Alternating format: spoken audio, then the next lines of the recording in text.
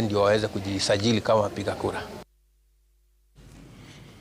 Tuelekee kaunti namba 29 ambapo wanakijiji wa Sirwa Yala katika kaunti ya Nandi wanaishi kwa hofu kufuatia uvamizi wa kiboko ambaye amekuwa akiharibu mazao yao na kutishia usalama wao. Wanakijiji hao wanaoishi karibu na kingo za mto Yala wanasema kuwa mnyama huyo kutoka majini nyakati za usiku na kuvamia mashamba yao wakila kila aina ya mazao bila huruma.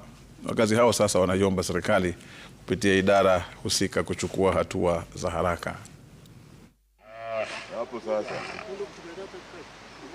Wanasema hali hiyo imewalazimu kusitisha shughuli zao za kilimo, kwani juhudi zao huishia kuharibiwa na kiboko huyo. Chakula, hakuna chakula tunakula kwa mashamba. Tumeshawahi kununua hata mbegu, tunapanda shamba. Mimi niko na eka 2 yote inakula, ina method. Napanda ukipanda marakwe inakula. Ukipanda kila kitu, ndizi inakula. Sasa hata ukipanda nepe kuras inakula. Sasa saa hii tunategemea tu sokoni. Sasa utapanda mahindi nini? Pengine upande jepukomoni. Tangu hii mnyama ingia hapa tunasumbuliwa sana. Miaka hii 5 yote hakuna chakula tunaweka kwa nyumba. Mbali na hasara ya mazao yao, wakazi hao pia wanaelezea wasiwasi wao kuhusu usalama wao, hasa nyakati za usiku, wakihofia mashambulizi ya ghafla kutoka kwa mnyama huyo mkali. Tunahofia watoto wakienda shule. Masaa ya shule inapita kwa sababu ya huyu mnyama. Mpaka mtoto atoke kama ameshelewa kwa sababu ya huyu mnyama. Na huyu mnyama ni mkubwa. Jemeni. Sasa tunaomba tu serikali itusaidie kwa sababu tumeumia, tuna machungu kwa ajili ya huyu mnyama.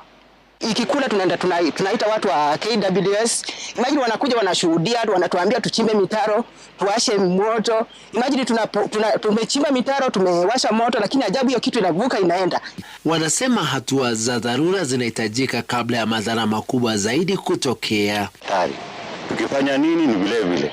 Paka ambapo imetuleta kutuhatarishia maisha yetu, tunaishi kwa hofu sababu wakati wote itaweza kutufamia, na tunaishi karibu na mtoni, manyumba zetu hizi mnaviona hivi. Sasa hatuna lingine la kufanya, ni kusema tu serikali tusaidie ili watuondolee mnyama angalau tukapate riski ya siku. Daniel Korir, runinga ya Citizen, County ya Nandi.